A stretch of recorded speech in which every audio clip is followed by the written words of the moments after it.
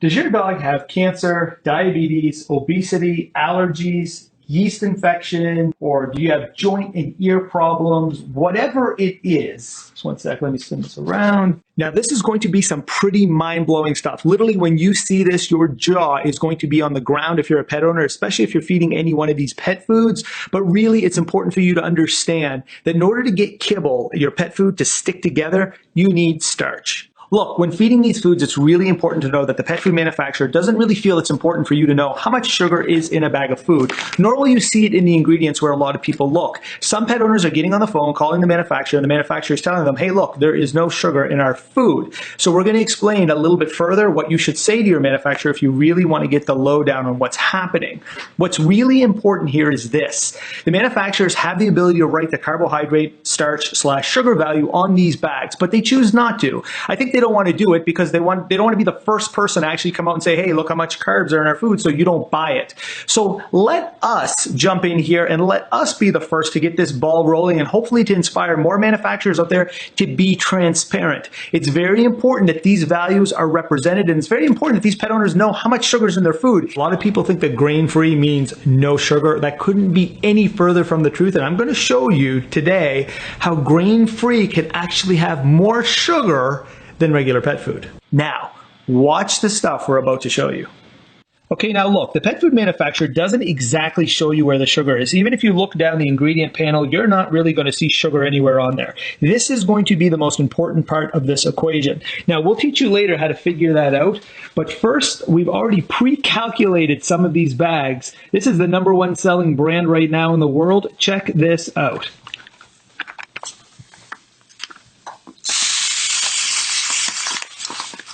So right here, this clear bag is actually going to represent this 5-pound bag of Pedigree. What we're trying to show you is how much sugar actually is inside this bag. Pedigree comes in at 51%, just over half the bag.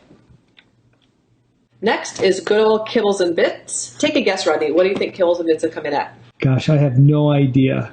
A lot of people think really, really high. Believe it or not, Kibbles and Bits comes in at 45% of the bag being starches and carbs, which ultimately break down into sugar.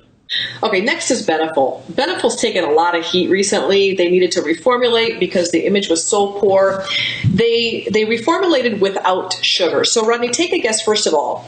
What the old Beneful sugar content was. Man, it's got to be close to 50%. Actually came in at 45%. And then they reformulated. And guess what their new and improved sugar count is after they got actual sugar off the label? From 45? From 45 to 43%. Now for the grain-free options. People pay a lot more for grain-free foods. They're all the rage. A ton of my clients think that grain-free is about the same thing as feeding a fresh food diet. So what do you think, Rodney? We're looking at a grain-free sweet potato and bison formula. Where do you think we are with the sugar content? I'm going to say there's like hardly any sugar in this. I'm thinking like around like 10%. It's grain-free, right? So you're saying 10%? I am. All right. This food came in at 54% sugar. So basically 54% of this bag, take a look, is composed of starches. It's pretty easy to see if you could tell that the first ingredient in this is sweet potatoes. Potatoes have never not been known to not be starchy. 56%. 35%. All right, veterinary diets. You think getting it from your veterinarian, it would certainly be better quality, less sugar, right? Absolutely. For over $100 a bag, it better be. Not so much. We have an allergy diet coming in at 56%.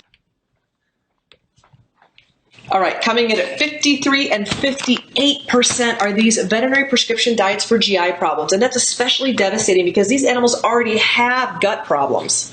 Okay, look, what's really important here is how the manufacturer is going to perceive this if you give them a call. If you start talking to them about sugar, they may dilly-dally and not give you a proper answer.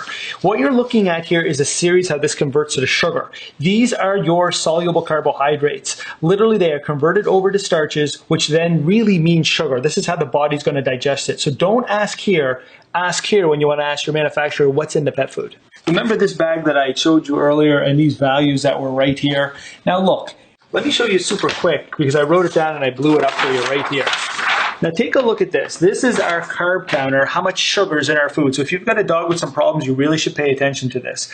On the side of that ingredient panel, you're going to want to add your protein, your fat, your moisture, and your ash. You minus that from 100, that is going to tell you how much sugar. Now look here.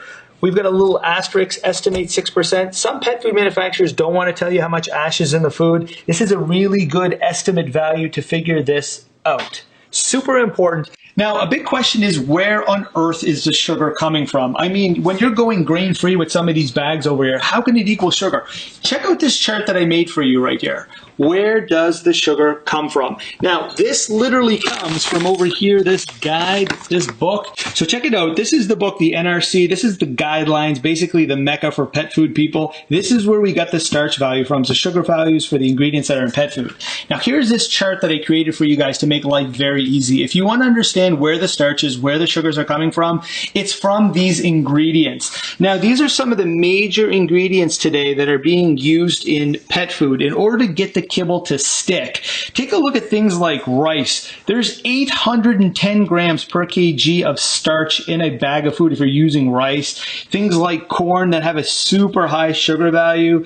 Now, the kicker is the grain-free items. Notice the little asterisks that we put down here for you. Take a look at things like lentils, peas, chickpeas, and potatoes. These are things that are used in grain-free but are packed with sugar. Here's the take home and the biggest shocker in this, the one that really gets to me. Take a look at these two bags right here, for instance, the Pedigree and the Medi-Cal. One's a veterinarian line food and one you can buy at your local supermarket. First of all, this bag right here, this bag is 51% carbohydrates, aka sugar. And literally you can buy this at the supermarket today for around $5.99. Take a look there. This bag here, one would assume having a price of $36 should be more meat, less sugar. It's coming in at 53% sugar. It has more sugar than the bag of Pedigree. Here's what's even more crazy. These two bags are made by the same company.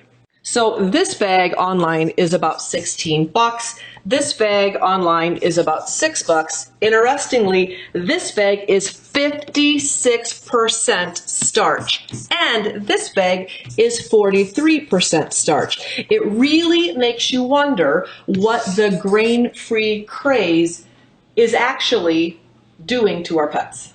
We know the top 4 issues that dogs struggle with in North America absolutely are exacerbated by sugar. Cancer, we know that cancer needs sugar as a fuel source. Diabetes, we know that sugar is a direct cause for type 2 diabetes that dogs acquire. We know that obesity, fat actually doesn't make your dog fat.